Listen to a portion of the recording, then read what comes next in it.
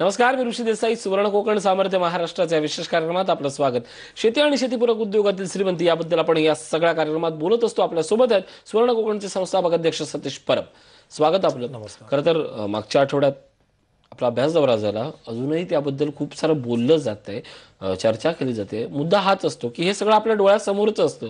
मग असं वेगळेपण काय असतं की जे डोळ्यासमोरच्या गोष्टी अशा कुठल्या नजरेस पडतात की आपली बघण्याची दृष्टी बदलते?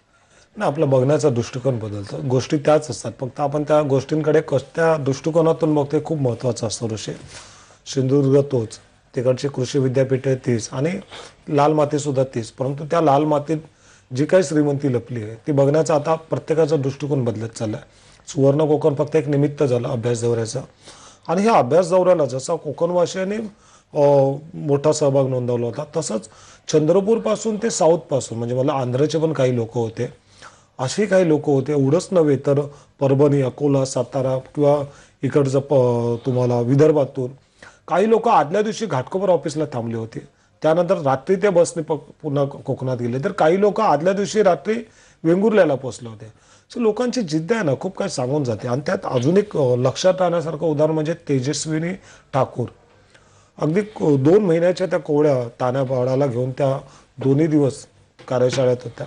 त्यानंतर एक 75 वर्षाच्या आजीबाई होत्या, त्याही त्याच्यामध्ये स्वयंस्फूर्तीने, आणि त्यांना कधी आम्ही बस बोललो तर त्यांना राग यायचा की नाही, मी सगळ्या गोष्टी तुमच्याप्रमाणेच शिकणार आहे आणि तुमच्याप्रमाणेच मी करणार आहे.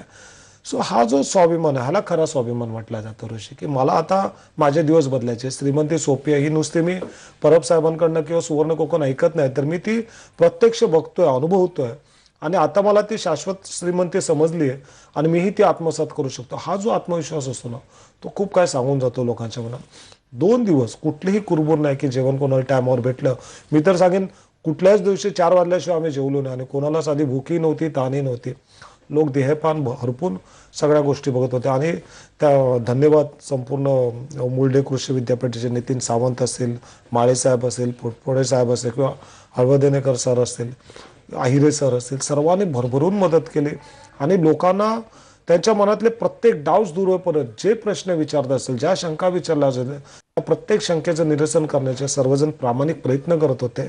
आणि सर्व गोष्टी अतिशय प्रत्यक्षात, म्हणजे हळद लागवडीतून काय एवढा प्रचंड पैसा येतो. तुम्ही मुंबईत राहा किंवा कुठेही शहराच्या ठिकाण राहा, पण तुम्ही जर एका महिन्यासाठी एप्रिल मे मध्ये गावी जाता आणि पोर्ट्रेटमध्ये ती हळदीची रोपं लावताय, कलम करताय, आणि महिन्याभरानंतर पाऊस पडल्यानंतर तुमच्या शेतात लावताय, आणि त्यानंतर तुम्हाला जो वर्षभरात, म्हणजे तिथे तुम्हाला राहायची गरज नाही, तुम्ही मुंबईत किंवा तुमच्या शहरात निघून येता, नैसर्गिक जो पाऊस पडतो किंवा त्याच्यानंतरची जी थंडी असते, त्यामुळे ते कंद पिकं छान आकारमान त्याचा वाटतो. म्हणजे तुम्हाला सांगू, आम्ही जे प्रत्यक्ष बघितले ते एका एका पिकाला 1.5 ते 2 किलोची हळद येते ऋषी.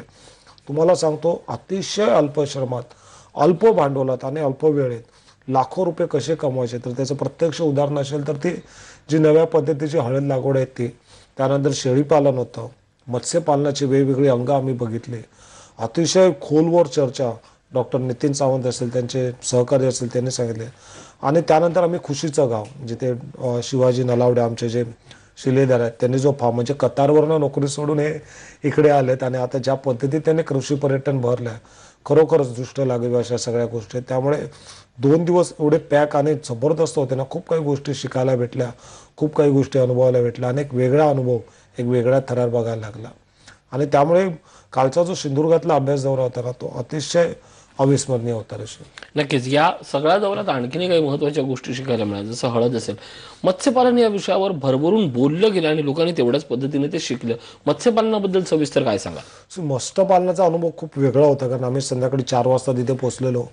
सगळ्या प्रकारचे पॉन्ड्स बघितले, आणि वेगवेगळे नवे जे तंत्रज्ञान आहे ते आम्ही बघितलं. कशा पद्धतीत छोट्याशा पाऊंडपासून ते 10 बाय 10च्या पाऊंडपर्यंत कशा पद्धतीत मत्स्यशेती केली जाते. एक स्वतःचा एंजल फिश, त्याचं एक पिल्लू कशा पद्धतीत आपल्याला महिन्याला 500 ने 1000 रुपये फक्त एक मासा कसा देतो तिच्या पिल्लांपासून. असंख्य अशा गोष्टी ज्या कधी आजपर्यंत ऐकल्या नव्हत्या, बोलल्या नव्हत्या, आणि त्या गोष्टी सगळ्या प्रत्यक्षात अनुभवायला भेटल्या. छोट्या छोट्या गोष्टी, कसं पॉन्ड बांधायचं, कसं त्याच्यामध्ये ऑक्सिजन लेवल मेंटेन करायचे, कोणत्या जातीचे मासे आणायचे, ते माशाचे ब्रीड भेटतं कुठे, त्याचं खाद्य कुठे भेटतं, त्याची विक्री कुठे केली जाते. एक साधं 10 बाय 10च्या ह्याच्यामध्ये सुद्धा तुम्ही पॉन्डच्या ह्याच्यात कल्चर सोडता, तरी सुद्धा तुम्हाला वर्षाला अड्ड्याला कसे भेटतात, त्यासाठी कुठले मासे सोडावे लागतात, त्याचे मार्केट कुठे. बापरे एवढं सगळ्या गोष्टी असं तिकडे भेटल्या ना ऋषी की सगळेजण थक्क झाले. तुम्ही बिलीव्ह करणार नाही, गावच्या ठिकाणी संध्याकाळी 6 वाजले काय काळोख होतो, 6-6:30 वाजता प्रत्येक जण आपला मोबाईलच्या बॅटरी टॉर्च लावून 8:30 पर्यंत सगळ्या गोष्टी ऐकत होते, बोलत होते, अनुभवत होते. कुणालाही वाटलं नाही की 8:30 वाजलेत, थंडी लागते, भूक लागली आहे पोटात, कुणाला त्याच्या कुठेच लक्ष नव्हतं. प्रत्येकजण जास्तीत जास्त कसं आपल्याला आत्मसात करता येईल. आणि खरोखरच एक धन्यवाद मानावे लागतील डॉक्टर नितीन सावंत यांचे की 8:30-9:15 पर्यंत ते आमच्या सोबत होते, बोलत होते, प्रत्येक गोष्टीचं शंकेचं निरासन करत होते. आणि प्रचंड माहितीचा साठा या संपूर्ण सिंधुदुर्गाच्या अभ्यास दौऱ्यातून सर्वांना भेटला. नक्कीच प्रचंड माहितीचा साठा आपल्याला या सगळ्या या निमित्तानं मिळतो. आणि हेच महत्त्वाचं ज्ञान असतं की जे आपल्या सगळ्यांच्या दृष्टीनं आपल्या नजरेसमोरची गोष्ट आपण पाहावी आणि आपल्या नजरेसमोरची गोष्ट इतरांपर्यंत उलगडावी. मित्रांनो, याच गोष्टी ज्याबद्दल तुम्हालाही अपेक्षा असेल, उत्सुकता असेल की असं अभ्यास दौऱ्यात नेमकं काय पाहिलं गेलं, किंवा तुमच्या मनात उत्सुकता असेल की मलाही आता जायचं आहे, तर या प्रश्नाचं उत्तर आम्ही देतोय. आता या महिन्याच्या शेवटीच आपण एक अभ्यास दौरा आयोजित करतोय. पण या अभ्यास दौऱ्याच्या वेळेला भारंभार गर्दी न करता आपण काही मोजक्याच शिलेदारांना नेणार आहोत. आणि मोजकंच पण झटपट श्रीमंतीकडे नेणारं, जे तुमच्या मातीत रुजलं जाईल आणि जे तुम्ही मुंबईत राहूनही ते कोऑर्डिनेट करू शकता, असे काही वेगळे विषय असणार आहेत. याबद्दलचा अभ्यास दौरा असणार आहे. या अभ्यास दौऱ्यात सहभागी होण्यासाठी स्क्रीनवर दिसणाऱ्या नंबरशी संपर्क साधा, माहिती करून घ्या आणि तुमच्या या सगळ्या श्रीमंतीकडे तुम्ही वाटचाल करा. छोटासा ब्रेक, पात्र सुवर्ण कोकण, सामर्थ्य महाराष्ट्राचे.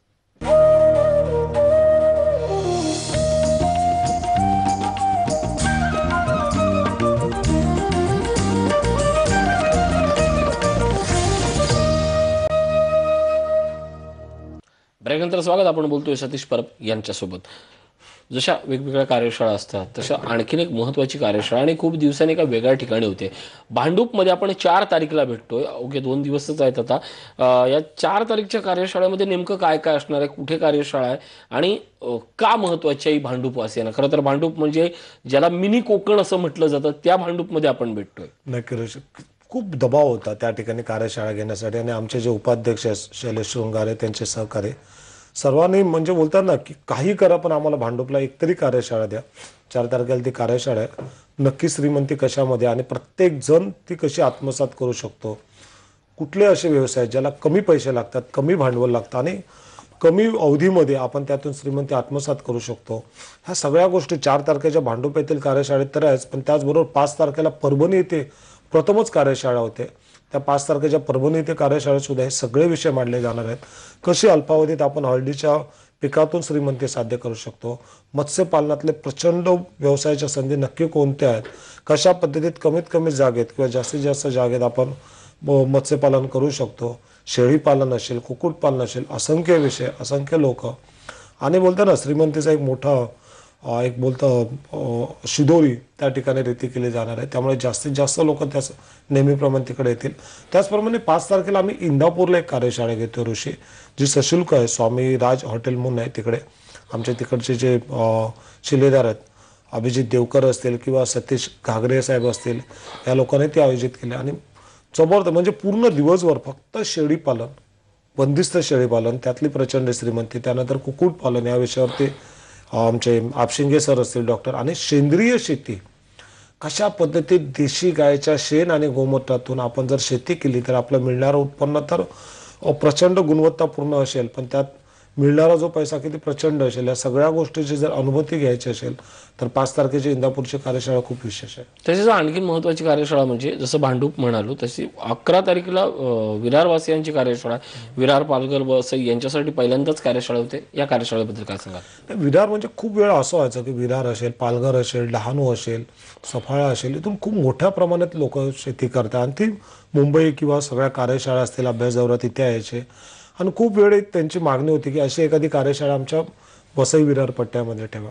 आणि म्हणून 11 तारखेची कार्यशाळा आमचे जे तिकडचे शिलेदार आहेत, ॲडव्होकेट शांती तेली असतील किंवा वेलेसी फेरेरो असतील, ही सर्व मंडळींनी तिथे आयोजित केली. आणि आता प्रत्येक महाराष्ट्राच्या प्रत्येक कोपऱ्यातून ही माहिती होती. चंद्रपूर आणि गडचिरोलीसाठी एवढ्या लोकांचा दबाव आहे ना की काही करायचं आहे पण तिथे कार्यशाळा घ्या. त्यामुळे बघूया, कदाचित मार्चपासून आमचा विचार चालू आहे की, कारण प्रत्येक आठवड्यात आम्ही जास्तीत जास्त 10 ते 12 कार्यशाळा घेतो, कारण एकटा तिथे जाणं खूप अशक्य होतं. पण आता मात्र चित्र बदललेलं असेल ऋषी. मार्चपासून किमान प्रत्येक जिल्ह्यामध्ये आम्ही पोचण्याचा प्रयत्न करतो एकाच वेळेस. सो शिलदारने खूप त्यासाठी मेहनत घेतली आणि ही श्रीमंती अशी आहे ना ऋषी, की महाराष्ट्राच्या प्रत्येक घरामध्ये पोचली पाहिजे. तुम्ही आज बघा की ज्या पद्धतीत आकडेवारी तुम्ही आत्महत्याची असेल किंवा नापिकाची असेल, हे चित्र ना खूप विदारक आहे. आणि आजपर्यंत तुम्ही बघितलं कालही बजेट झालं, त्या बजेटमध्ये खूप मोठा फंड शेती गोष्टीसाठी बाजूला केला झाला, पण तो दरवर्षी बाजूला केला जातो आणि पुन्हा मग कोर्ट विचारतो की बाजूला केलेला हा पैसा एवढा मोठा शेतकऱ्यांसाठी तो का लोकांपर्यंत पोहोचत नाही. म्हणजे इथपर्यंत ही वेळ आली आहे. आणि मग शेवटी तसंच होणार. मागे तुमच्या गुजरातमध्ये पण बघा, तिथे 2015 50 शेतकऱ्यांनी आत्महत्या केली होती आणि त्यानंतर मात्र शेतकऱ्यांना असं समजलं की शेतीत काय नाही, म्हणून तिकडचे लाखो शेतकरी आज ऋषी शेती सोडून आज अनेक अन्य उद्योगधंद्यामध्ये. देव न करू अशी परिस्थिती आमच्या महाराष्ट्रावर किंवा देशात इतर कुठे देऊ. कारण जर पूर्ण देशाची भूक भागवणार जर शेतकरी जर असा जर निराशा अवस्थेत राहिला ना, तर मला वाटतं त्या देशाचं काही खरं नाही. नक्कीच हे महत्वाचं आहे की आपण आपल्यासाठी विचार करणं आणि इतरांच्या नादाला न लागता स्वतःच्या श्रीमंतीकडे जाणं हे अत्यंत महत्वाचं आहे. एक छोटासा ब्रेक घेतोय. पाहत राहा सुवर्ण कोकण, सामर्थ्य महाराष्ट्राचे.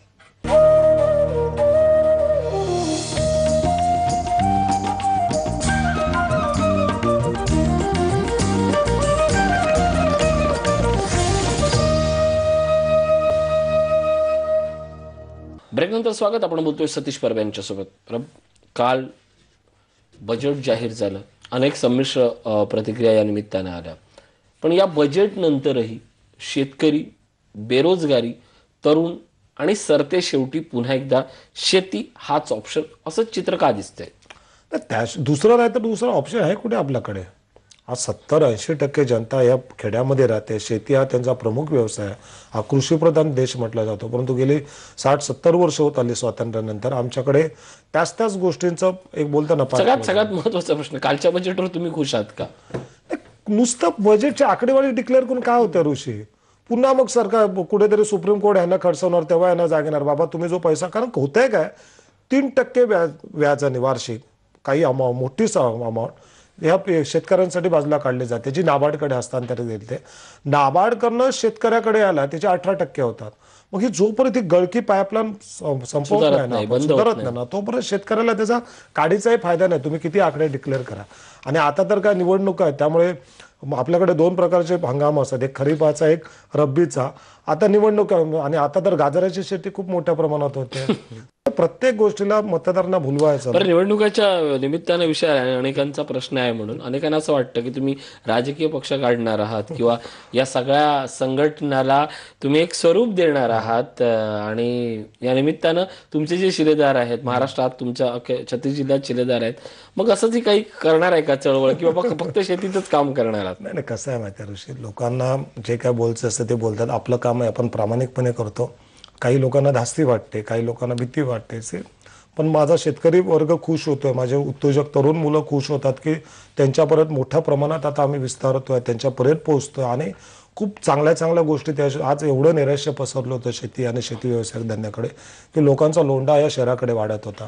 पण गेल्या 1-2 वर्षातलं चित्र बघा, तुम्हाला रिव्हर्स मायग्रेशन असेल. कितीतरी तरुण दुबई असेल, कतार असेल, जर्मनी असेल, बाहेरच्या देशात नोकरी करणारे सोडून नोकरी सोडून हा कार्यक्रम बघून सुवर्ण कोकणच्या चळवळीत आले आणि शेती करतात. आज शहरातला किती मोठ्या प्रमाणातला आज पुन्हा शेतीकडे जातात. मग तुमचा ते प्रथमेश गुरव असो, जो MBA झालेला मुलगा 3.5-4 लाखाची नोकरी सोडून पुन्हा महाडला जातो, निलेश सावंत असो, वेलेसिस फेरेरा असो, किती उदाहरणं आहेत. आणि ह्या ज्या गोष्टी आहेत ना, त्या खूप मनाला दिलासादायक असतात. आणि ह्यांचं यश बघून आज इतर लोक सुद्धा, इतर शेतकरी सुद्धा पुन्हा शेतीकडे अतिशय गांभीर्याने पाहत आहेत. अतिशय शेतीकडे गांभीर्यानं पाहतात. काही जणांनी गांभीर्यानं पाहिलंय, ते अभ्यास दौऱ्यात आले.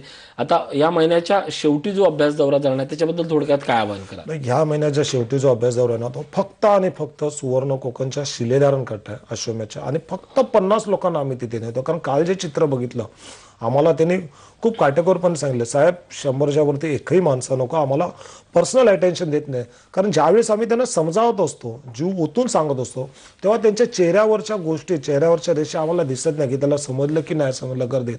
पण जर तुम्ही 40-50 लोकांचाच फक्त जर मॉब दिलात ना, तर आम्ही प्रत्येकाशी इंटरॅक्ट करू शकतो. त्यांच्या चेहऱ्यावरचे हावभाव त्यांना समजली की नाही हे आम्हाला कन्फर्म होऊ शकतं. त्यामुळे त्यांची विनंती होती आणि आमच्याकडूनही सगळ्या टीमने सांगितलं की साहेब ह्याच्या पुढे जी अभ्यास दौरा असेल म्हणजे आता प्रत्येक महिन्याला नाही तर प्रत्येक आठवड्यालाही करू, परंतु अट एकच आहे की जास्तीत जास्त 40च्या वरती माणसं असली नाही पाहिजे. तर सर्वांना मी विनंती करेन की तुम्ही पहिली तुमची नोंदणी करून ठेवा, त्याप्रमाणेच तुम्हाला येते. आणि आता असं ठरवलं की हळद लागवड असेल, आलं लागवड असेल किंवा मत्स्यशेतीने गोल्ड पंप अजून खूप आहेत, कलम निर्मिती असेल, असंख्य गोष्टी आहेत ज्या दाखवायच्या लोकांना बाकी आहेत. आणि त्यामुळे येणारा कालावधी तुम्ही बघा की खूप मोठ्या प्रमाणात लोक पुन्हा एकदा श्रीमंत शेतीकडे वळताना दिसतील. नक्कीच या श्रीमंत शेतीकडे वळण्यासाठी तुम्ही उत्सुक असाल तर नक्की या सुवर्ण कोकणच्या प्रवाहात 4 तारीखला भांडुपला कार्यशाळा होते. आवर्जून तिथे उपस्थिती लावा आणि या कार्यशाळेतनं खऱ्या अर्थानं श्रीमंत व्हा. परब या ठिकाणी आलात, खूप सुंदर मार्गदर्शन केलं. आभार.